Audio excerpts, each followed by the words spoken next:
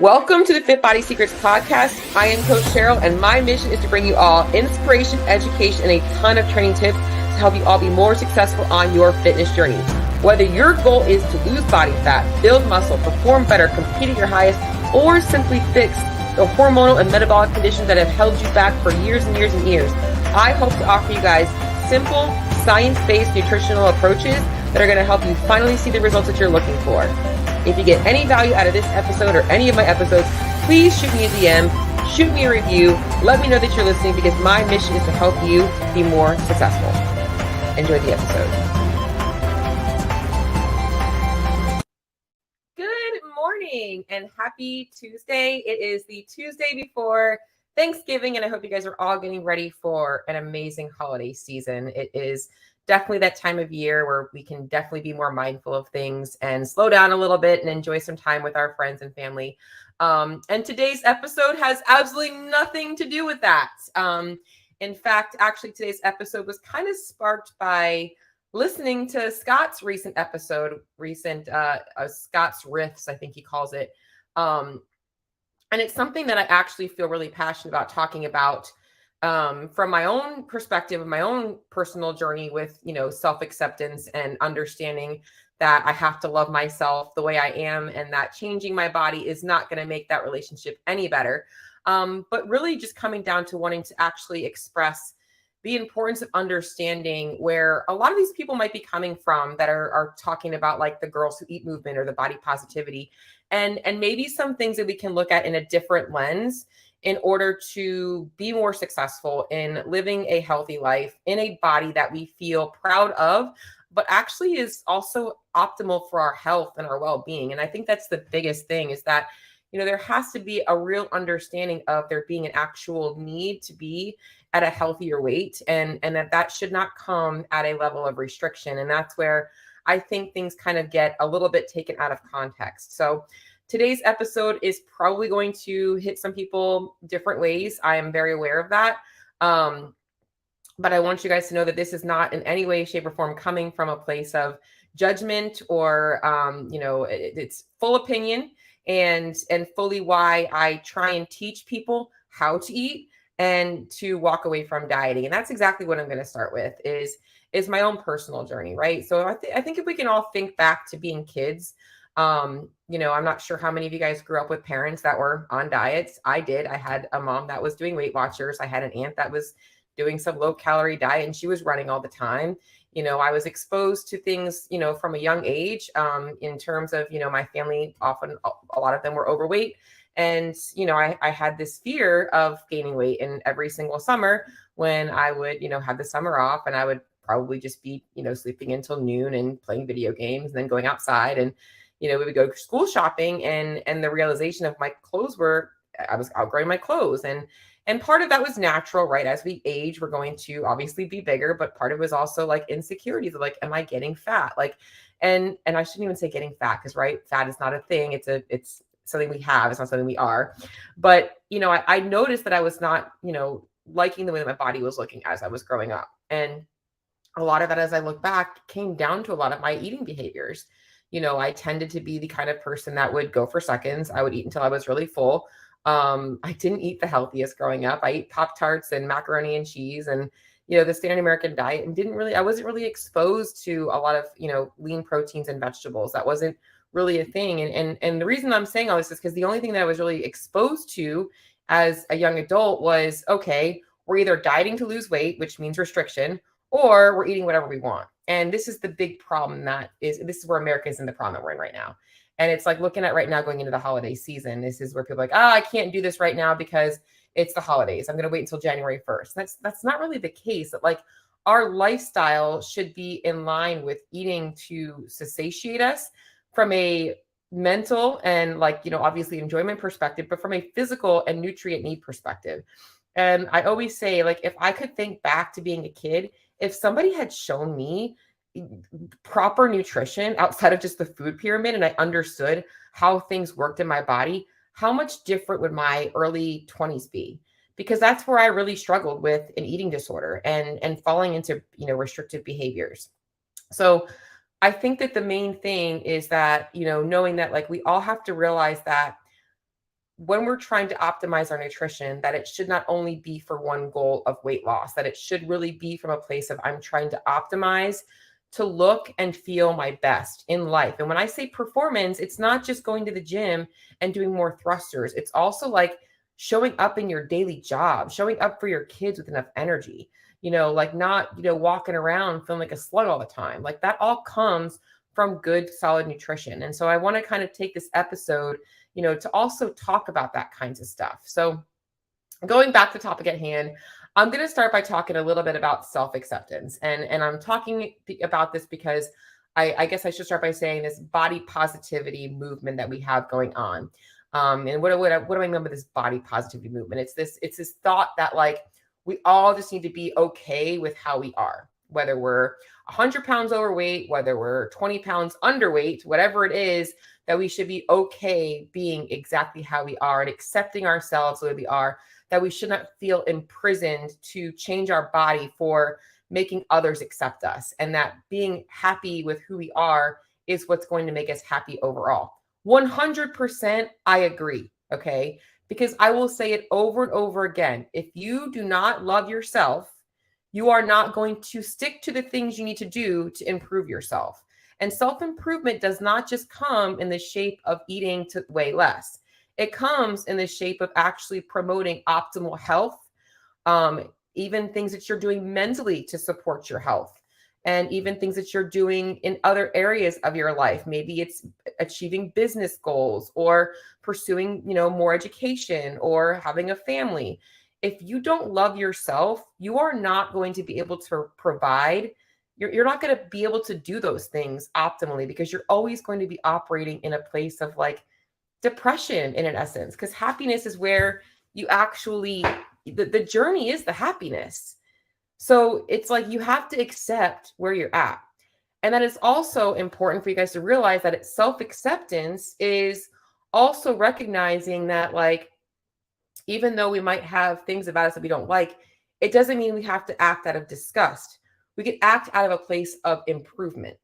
And I actually want to just pull up really quickly, because I did go ahead and I looked up what is the definition of self-acceptance. Self-acceptance is an individual's acceptance of all of their attributes, positive or negative, the active state of understanding and recognizing one's own abilities and limitations. So this can come in so many different areas of our life, whether it's in the gym and you're timid and you feel you don't show up to the day that there's barbell because you don't want to be the person that can't lift heavy enough.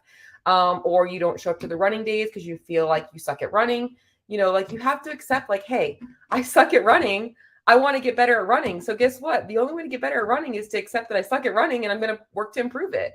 And it's the same thing with our body. But for whatever reason, people tend to think of our body so much differently. It's like, it's not, it's never just this thing that we're trying to improve. It's this, oh my God, I'm disgusted in myself, or I have so much body positivity that I don't really care to change. I'm just going to accept myself the way I am and move on. So you have to have that self-acceptance, but self-acceptance does not mean you can't want to make improvements. And that's the main thing that I want you guys to understand with this whole body positivity stuff. So now going into some statistics here, because this is also a part of the problem, is that I think that, and I'm going to go into context, is that people need to realize that right now we are in a crisis situation. Okay. The statistics for obesity right now, I believe, are 49% of Americans are obese or borderline obese. And that is not a good statistic. Why? Because obesity isn't just about how you look. It's not just about vanity. It's actually about the physical, hormonal, and health-related issues that being overweight and obese are creating. The stress you are putting on your body and the risk of, dying earlier, of living an unhealthy, unfit life, where you are going to be prone to chronic illnesses and diseases, metabolic syndrome, diabetes, cancer, blood pressure related issues, heart conditions. All of these things can happen from having too much body fat. And at some point, self-acceptance has to be the reality that like, hey, my habits are lining up with somebody who is not taking care of myself. It's essentially having a freaking Jaguar sitting in your driveway and you're pissing in the gas tank. You're just feeding it whatever you want because you want to feed it whatever you want. And that's not going to give you the healthy lifestyle that you need. Now, I think what people assume is that this means that you have to live in some, freaking Tupperware container and that you can't eat any of the foods that you enjoy.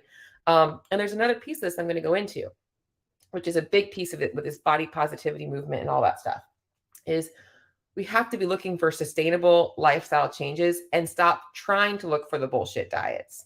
And so I wanted to make sure that I kind of made that clear. So I kind of already mentioned, I have a couple of notes pulled up here. So the first thing I want to talk about before I go into the body positivity stuff more is understanding okay, are you at risk for needing to lose weight for maybe having some health issues? How do we actually indicate that? So for those of you guys out there, all right, if your BMI is kind of like one of those numbers that people are like, oh, don't worry about your BMI. It's not as vindictive of your health as body fat percentage, but it is also very good for us to use as an assessment tool for those of you guys that maybe are overweight, more than 20 pounds overweight. Is if you are looking at a BMI of 30 plus, you need to be prioritizing weight loss. That is actually a concern for your health. And that's not about body positivity and loving yourself the way you are. You can certainly say and be happy with exactly how you are and still be working to get healthier. That is a huge thing that you need to realize. And then body fat percentage is probably the better way to look at this. And there is no optimal body fat percentage for anybody. But for most women, being under 25% and for most men being under 20% is a healthy range. There is a level where going too low in that body fat percentage is going to get unhealthy. But once again, that's going to be dependent on the person's health and also where they feel their best. If somebody wants to chase 10% body fat and it doesn't negatively impact their life, then go for it. They want to live that lifestyle. That's totally fine. Not saying that you have to live that lifestyle. So we want to make sure we are actually assessing where we're at and do we actually need to, spend time losing weight. So I'm going to take a sip of my coffee, guys. All right. Now I'm going to kind of go into why I mentioned that and the whole thing here about this body positivity, girls who eat, yada, yada, yada. And I'm saying girls who eat because this is now a new thing with a new CrossFit athlete. And I love her for doing it, girls who eat. But I think it's taken out of context. And this is huge for the demographic that she might be speaking to, or that those of you guys out there that might be listening to it, is understanding that the context of everything. And I'm going to, like I said, bring this into myself as well. Okay. When somebody struggles with their weight for years and years and years, in fact, maybe their entire life, they've dealt with, people telling them that they need to lose weight or feeling like they, can't eat anything that they want because they're always trying to diet or they have to listen to comments from people. It can really create a lot of mental issues, right? A mental instability of feelings about ourselves, self-esteem issues. I shouldn't really say mental issues, but really the self-esteem issues that could be triggered by other stuff. So when we talk about this, girls who eat and this, just eating whatever we want and not trying to be small, absolutely. Okay. We should be learning how to eat to optimize. However, I think what happens to get taken out of context is that people just assume that this means that they should be able to eat whatever they want and at whatever expense. And this is where it gets taken out of context. And I think that for a lot of people to understand that a lot of these people that are speaking this way are coming from a place of food imprisonment, that they have spent their life restricting calories and trying to lose weight. And that for them, they want to be able to live, to be able to say, guys, I don't have to limit my calorie intake anymore. I don't have to restrict my food. And that's so important for a lot of people out there to understand that that's the context of what they're speaking to. And I know I shouldn't say that because I know that I'm actually putting words into their mouth, and I don't want to say that either. That's my interpretation, is that a lot of these people they openly talk about having, dealt with, instabilities around food because of how they felt about themselves, or, feeling they always had to be on a diet and they don't want to live that life anymore. And I get that totally. And so I want you guys to understand the context of that. Now, where I think that people can do better is understanding how to understand the difference between eating to lose weight and eating to optimize. And that is full-heartedly what I believe in for people, because I think that what also has happened is that these people are forgetting the fact that the only thing that they've ever tried to optimize their body composition for health, for feeling good about themselves, and all of those things is restrictive dietary protocols. Okay. So rather than focusing on teaching people that we need to find a more sustainable way to eat to achieve the body we want to achieve or that we want to have, and that will allow us to feel our best and look our best, we don't have to go to these extremes. And that's where I want to shift gears here and offer my own opinion on how all of you guys out there should be looking at your nutrition. Okay. Now, as I've already said over and over again, it's okay to accept yourself and love yourself. We all should. And say, hey, I still want to make improvements. I know I can be better than this. That does not need to come with restriction. It does not need to come with self-disgust or self-hate. What it needs to come with is a level of patience and a level of education awareness, or a level of need to develop educational awareness of what it looks like to eat optimally. Okay. What the fuck is healthy eating? It depends on who you ask. You ask a carnivore person, they're like, don't eat any vegetables. You ask a plant-based person, they're saying, don't eat any meat. Okay. Here is my interpretation of healthy eating. And I thought about this morning as I was working out. So let me make sure I'm saying to you guys what I was thinking. All right. When it comes to healthy eating, all right, we should be feeding our bodies with enough nutrients to support overall body health. Okay. From a physical perspective, we've got enough protein, carbs, and fats. We've got enough micronutrients. Our body is optimized. We're not dealing with hormonal imbalances. This also comes with understanding that healthy eating isn't just the only thing that matters. Our lifestyle matters as well. So we can talk about stress management, getting in enough movement throughout our day, getting enough resistance training, and all those things. So what is healthy eating?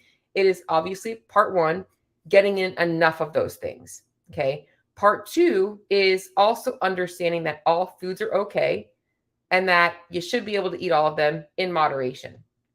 Part three is the moderation piece, and understand that we have to have some level of self-control around food, which comes into number four. And this is the last piece of this episode I'm going to talk about when we talk about the body composition or the body positivity, self-acceptance, girls who eat, yada, yada, yada, is understanding that, and I'm not going to even talk about the girls who eat, but a lot of people who talk about their relationship with food and how they've had to stop worrying about calories and macros and all of these things, they like to talk about it coming from a place of it was mentally, I have a mental illness, or that there's a mental perspective of this that they need to address. And absolutely. But as somebody who has struggled with an eating disorder, I want you guys to understand that the way we express ourselves with food has little to do with the food and our body, and everything to do with the mental coping mechanisms that we're using. And so I think that the problem that I'm seeing with this is that they're being put together as one problem, and they're two separate problems, and that we need to separate our mental related disabilities or illnesses or struggles from our food relationship, or I don't even like to call it a food relationship, from what we eat. They need to be separate, because at the end of the day, just saying I'm not going to ever try and work on optimizing my body for health, longevity, all those things, because it triggers me to act negatively, is the wrong thing. Addressing the mental illness needs to happen. And I have been there. And there are a lot of days where I'm still there all the time. I have thoughts that come through my head about things I used to do in the past and questioning, am I doing the right thing for myself, or am I doing the wrong things for myself? But we can't couple those two together because they are separate. Okay. So if a person is using food as a way to cope with, stress, depression, all those things, that is a problem that needs to be addressed. However, it doesn't need to be addressed by restricting your calorie intake. It needs to be addressed by understanding that you need to develop better coping mechanisms for dealing with those things, and that acting out on your body is not the way to do that. So I also think that we need to separate the mental struggles from the food related issues, because the mental issue has to be addressed separate from the food issue. Now, I can help with the food issue. I can also somewhat help with the mental issue, I'm going to be honest, but they have to come separate. So as I'm going to close out this episode a little bit, I'm going to spend a little bit of time talking about how I want you guys to think about nutrition from an optimal perspective. All right. And this is literally just, I talk about this all the time because it doesn't change. Nutrition is really simple. Okay. You do not have to go down these extreme paths to live your best life. You should not always be chasing fat loss when you think about putting food in your mouth. You should be focusing on how food is making you feel from a physical, emotional, and mental perspective. Okay, what is it triggering in you? How are you showing up in your day-to-day life? Are you full of energy? Are you feeling guilty? All of these things matter when it comes to talking about nutrition. Okay, but when it comes to dialing in your nutrition to optimize your body for health perspectives, for body composition perspectives, whatever your goals might be, I don't care if you want to get 10% body fat or if you don't care to lose 5 pounds, whatever it is, okay? It should be coming from number one, okay? Understanding you have to be putting good quality food in your body, whatever your goals are, okay? If you're happy with where you're at and you don't want to change anything, or you're really looking to like dial things in and you want to feel good, you've got to be getting in good quality food. And that comes from lean proteins, veggies, starchy carbs, lots of fruits and vegetables, all these things that you guys should be eating on a regular basis, healthy fats, okay? That should be the base and the foundation of everybody's diet. Nutrition principles, okay? Everybody needs to learn how to eat. Everybody's going to have a different amount of meals they want to eat in a day and a different, timing of those meals. That doesn't matter as much as long as you are getting normal, routine nutrition and you are feeling good and energized for your lifestyle. You're optimizing for what you do in your day-to-day life, how you like to perform your best. You don't have to fast to fix your, insulin issues. You don't have to fast ever. But if you want to fast, fast. Like if you don't like to eat in the morning, don't eat in the morning. Like it goes by what feels best to you. There should not be a rule in place for these things. Okay. Structure is important, making sure you have structure and routine, but having rules around this should come from your own development of them, that you are a person that likes to eat at 12 o'clock, not 6 o'clock in the morning. That's a rule that you've created for yourself. Okay. So those rules are your structure that you've created. Not anybody else sets them. If you want to eat at 9 o'clock at night, eat at 9 o'clock at night. That's a bowl of cereal. It's a bowl of cereal. Okay. So getting in good quality food. Number two, understanding the purpose of calories and macronutrients in your nutrition plan when you are optimizing. It's not, I'm going to count macros for the rest of my life. It's, I'm going to take some time to understand what a percentage of calories and macros my body optimizes its best on. And guess what? If I want to lose 5 pounds, now I've got that tool and I don't have to restrict my calorie intake forever. I know how to go in and out of this fat loss phase. I know how to optimize my nutrition. Okay, so we have this understanding of calories and macros, not from a restricted perspective, but from a optimization perspective. Okay, guys, learning how to eat at maintenance is something that a lot of people are really uncomfortable doing. Why? That is so freeing. Talk about body positivity, self-acceptance. Why not learn how to optimize your body where it's at? Guarantee you a lot of the cravings and stuff you have are going to go out the window. Because I didn't even touch on that, but I probably should. That often, we have to realize we'll go down that rabbit hole. Maybe we will go down that rabbit hole. Okay. Number 3 is understanding that like you can enjoy a cupcake and a cookie and dessert and pizza with your friends and eating out socially and having a couple of drinks. That is part of your nutrition plan. That is not when I lose this 5 pounds, I'm then going to be able to go out with my friends. That's not the way it works. In fact, we are in the week of Thanksgiving. All right. Thanksgiving is part of the plan. Christmas is part of the plan. The holiday season is no different than any other season because every season we have something that comes up, an anniversary, a wedding, a birthday, a vacation. There's always something that's going to pop up. Okay, this season is no different. You've got to learn how to eat and live your life without feeling restricted, without feeling like you have to wait until you're losing that 5 pounds. A lot of these people that are putting up these thoughts of like, just accept yourself and don't worry about the diets are also the anti-diet culture is because they've lived their life that way. They've lived their life chronically avoiding living because they were on a diet or telling themselves that they're not going to diet this week and they're going to get back on track when they get home and they're going to do some crazy fast. Drop all of that bullshit and realize that If you want to look and feel your best, you can do those things. You don't have to go down these extreme rabbit holes. Social eating and living your life right now in the moment is part of the journey. Okay. So food quality matters, understanding calories and macros from an optimization perspective and how to treat that. And then understand that your lifestyle and the way you live your life while you're trying to optimize should be no different than when you're not. Okay. Number 4 is that you just have to understand that while you're in the process of dialing things in, you are going to have more of an awareness of nutrition. You are going to be spending more mental energy on it. And that should be a finite procedure. It should not be something that you do forever.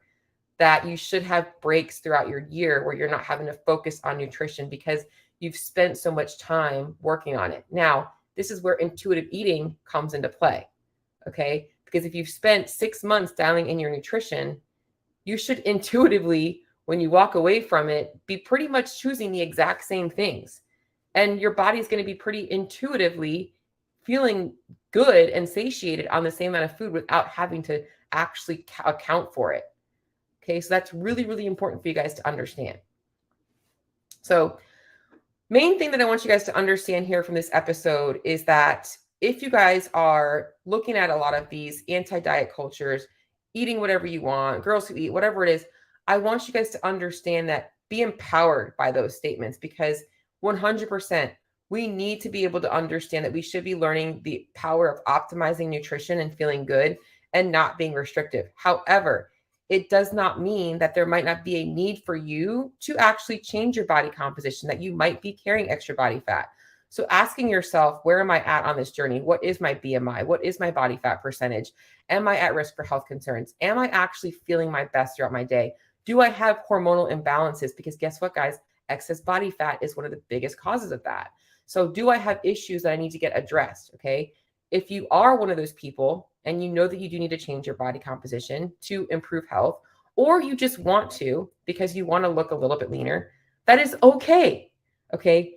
Now, here's my take on a different situation or a different way on this. I'm going to close up on this, is that rather than looking at these restrictive behaviors that a lot of these people are telling you guys to walk away from, okay, they're right. Walk away from that bullshit.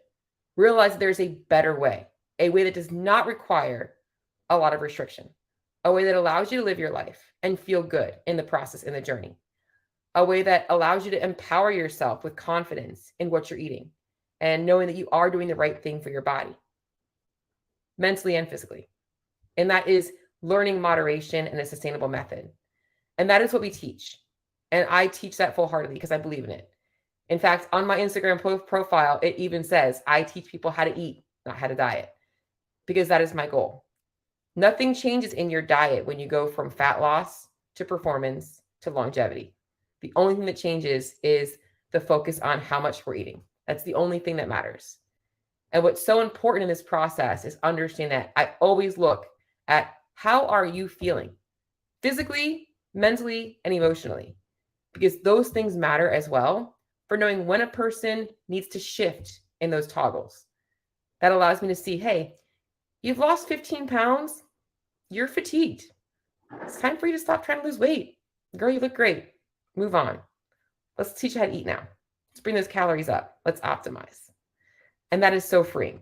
So hopefully this episode was helpful for you guys. Like I said, I know I kind of went off on a couple of different tangents because it's something that I feel like it's just so hard to really stay focused on one area of it.